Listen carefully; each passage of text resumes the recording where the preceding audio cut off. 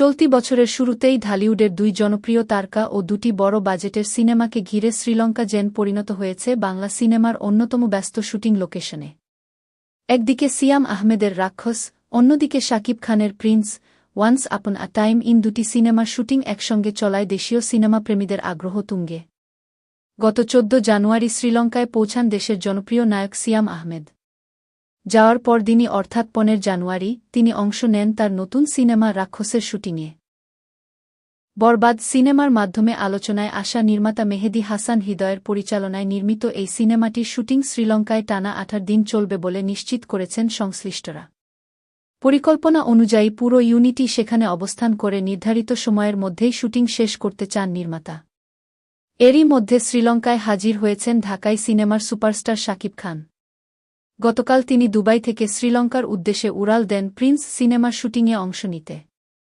জানা গেছে প্রায় এক সপ্তাহ সেখানে শুটিং করার পর তিনি ঢাকায় ফিরবেন।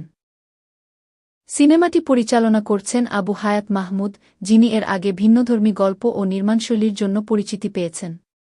Once upon a time in সিনেমার শুটিং শুরু হয়েছিল গত ৭ জানুয়ারি বাংলাদেশে। শুরুতে নির্মাতাদের পরিকল্পনা ছিল ছবিটির বড় অংশের শুটিং ভারতের হায়দরাবাদে করার। পরে সেই তালিকায় যুক্ত হয় কলকাতা। তবে দীর্ঘদিন ধরে আবেদন করা সত্ত্বেও কলাকুশলীদের ভিসা জটিলতা নির্দিষ্ট সময়ে সমাধান না হওয়ায় শুটিং পরিকল্পনায় পরিবর্তন আনতে বাধ্য হন প্রযোজক ও পরিচালক। শেষ পর্যন্ত বিকল্প হিসেবে শ্রীলঙ্কাকেই বেছে নেওয়া হয়, যেখানে আন্তর্জাতিক মানের লোকেশন ও শুটিং সুবিধা সহজেই পাওয়া যাচ্ছে। এই সিনেমায় শাকিব খানের বিপরীতে থাকছেন ৩ জন নায়িকা। এর মধ্যে কলকাতার অভিনেত্রী জ্যোতির্ময়ী কুণ্ডু এবং ঢাকার জনপ্রিয় অভিনেত্রী তাসনিয়া ফারিনের নাম ইতোমধ্যেই প্রকাশ্যে এসেছে।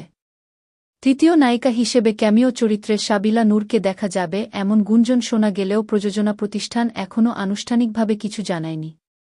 ফলে দর্শকের কৌতূহল আরও বেড়েছে। ৯০ দশকের ঢাকা মহানগরের আন্ডারওয়ার্ল্ডকে কেন্দ্র করে গড়ে উঠেছে প্রিন্স সিনেমার গল্প। অন্যদিকে রাক্ষস সিনেমার প্রস্তুতিও এগোচ্ছে সমান্তালে। শুটিং শুরুর এক সপ্তাহ আগে